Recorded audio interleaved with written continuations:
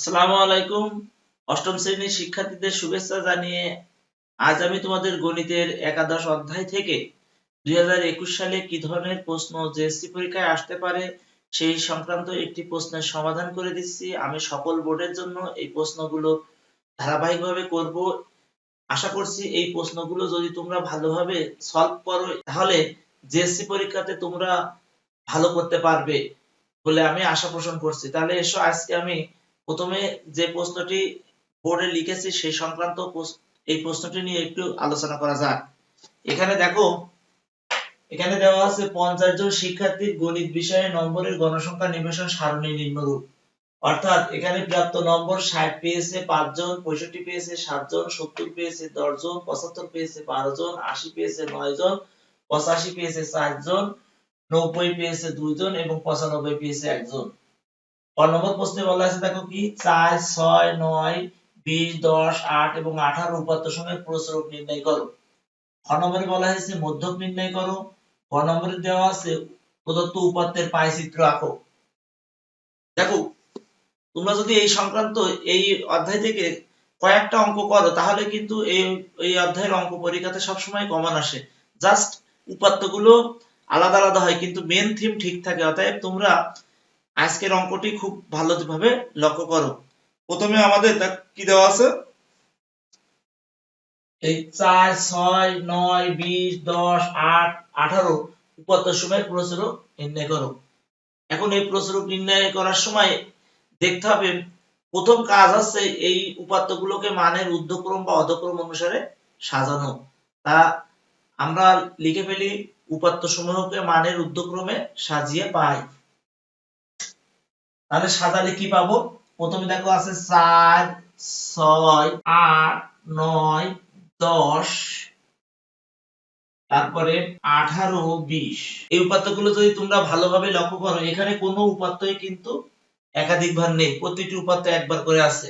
তাহলে এই ধরনের সংখ্যা যদি দেওয়া থাকে যে কোনো উপাত্তরই একাধিকবার না থাকে, প্রত্যেকটা উপাত্ত একবার করে থাকে, তাহলে এই ক্ষেত্রে কিন্তু কোনো প্রসারক নেই। শিক্ষার্থীরা তাহলে এ ধরনের প্রশ্ন কিন্তু পরীক্ষায় অনেক সময় আসে তোমাদেরকে বিভ্রান্ত করার জন্য।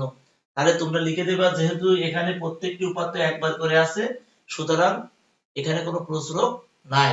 তাহলে উত্তর হবে প্রসারক নাই। আসলে ক নম্বর প্রশ্নের উত্তর মনে করছি তোমরা ভালোভাবে বুঝতে পেরেছো।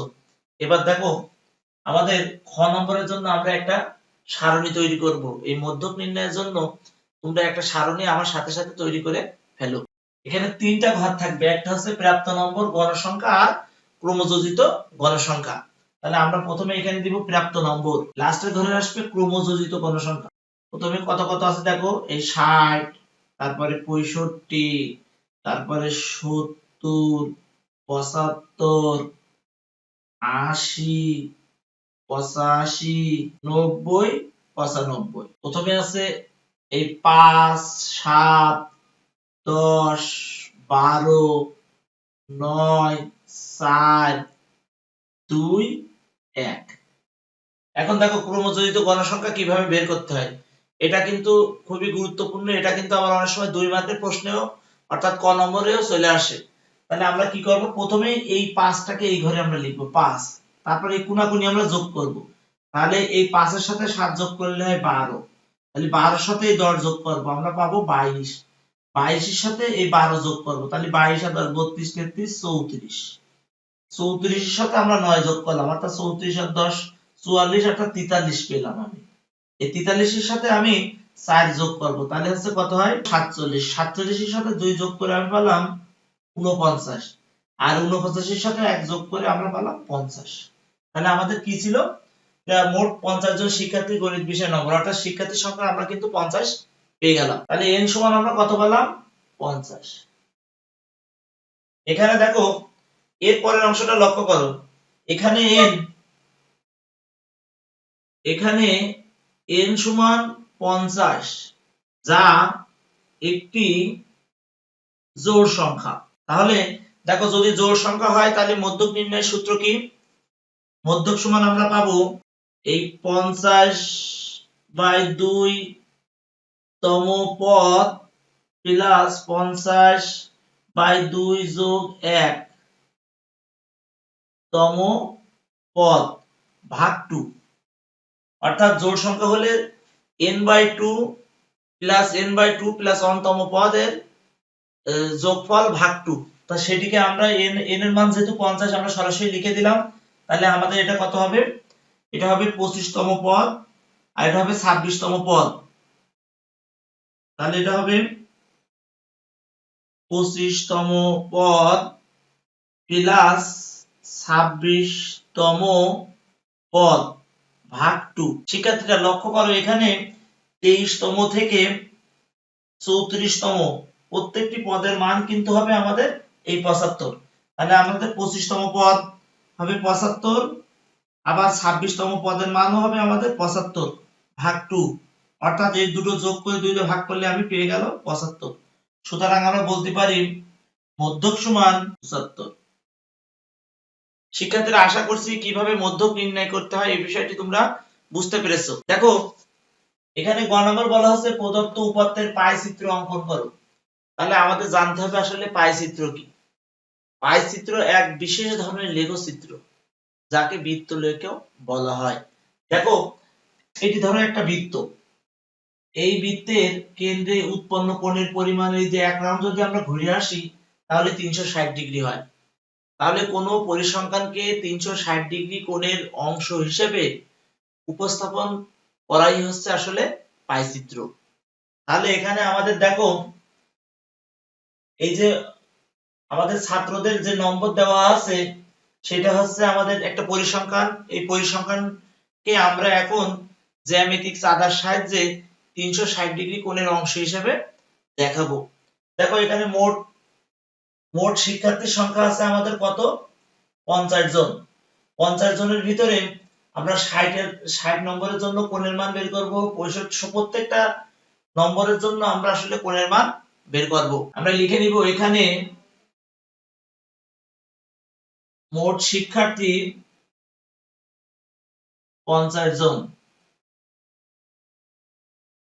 তাহলে যেহেতু একটা বৃত্তের কেন্দ্রে উৎপন্ন কোণ হচ্ছে 360 ডিগ্রি, আমরা লিখব 50 জনের জন্য 50 জনের জন্য উৎপন্ন কোণ 360 ডিগ্রি।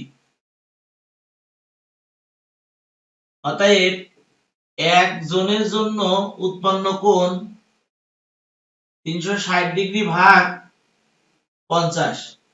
তাহলে প্রথমে দেখো কয়জন আছে? 5 জন। অতএব 5 জনের জন্য উৎপন্ন কোণ 360 ডিগ্রি গুণন 5 ভাগ 50। তাহলে এই মানটা তোমরা বের করো। আমরা ক্যালকুলেটর দিয়ে যদি করি এটা হবে 5 10 কে 50, তাহলে এটা হলো আমাদের 36 ডিগ্রি। তারপর আমরা 7 জনের জন্য একই নিয়মে বের করব। অতএব 7 জনের জন্য উৎপন্ন কোণ হবে 360 গুণন 7 ভাগ 50, 50.60 ডিগ্রি। তারপরে দেখো 7 এর পরে আবার 10 জনের জন্য উৎপন্ন কোণ 360 গুণিত 10 ভাগ 50, পেলাম 72 ডিগ্রি।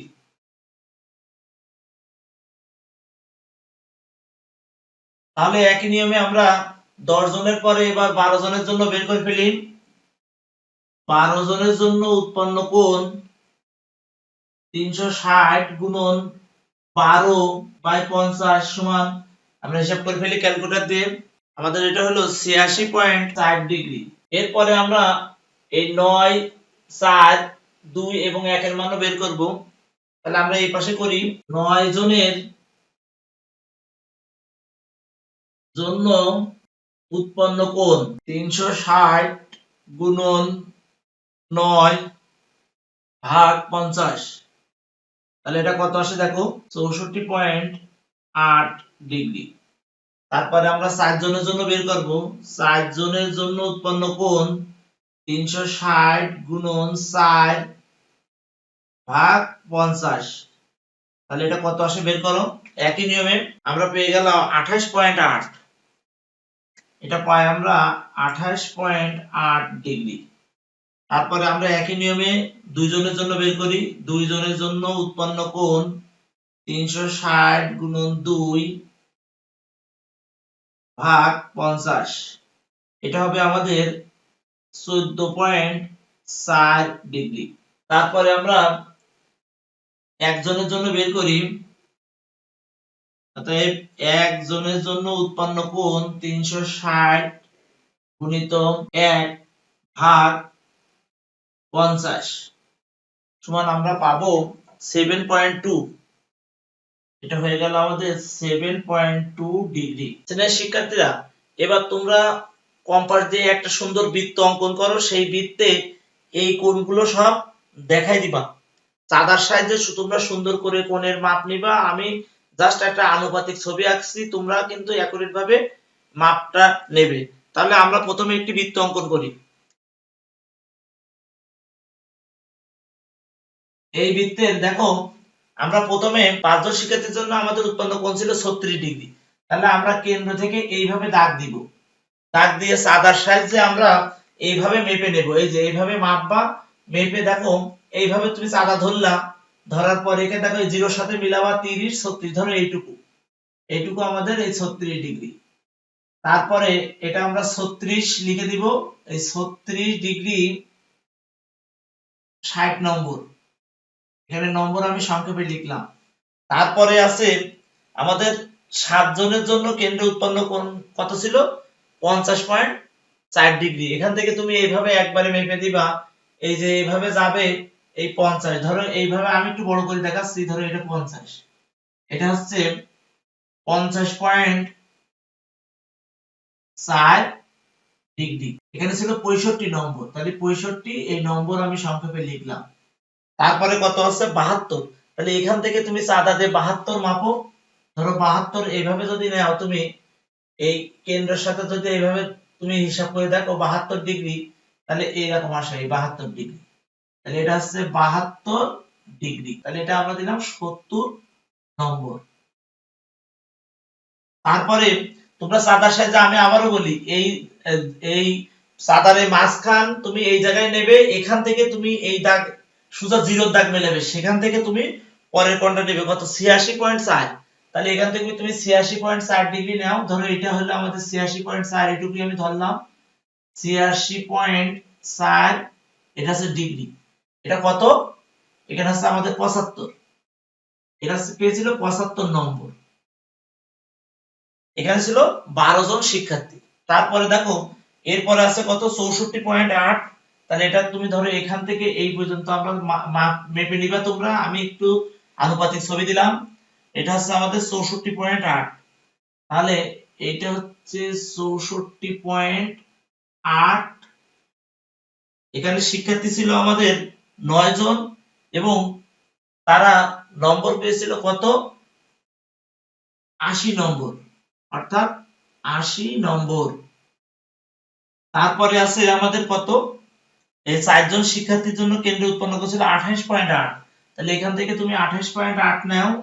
এটা মনে করো এই 28.8 ডিগ্রি। আর এখানে শিক্ষার্থী ছিল এখানে কত? 80 পরে এটা হচ্ছে 85 নম্বর। 85 এই নম্বর লিখলাম।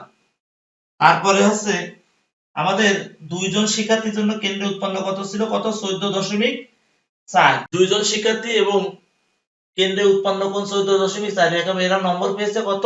90। তাহলে এখান থেকে আমরা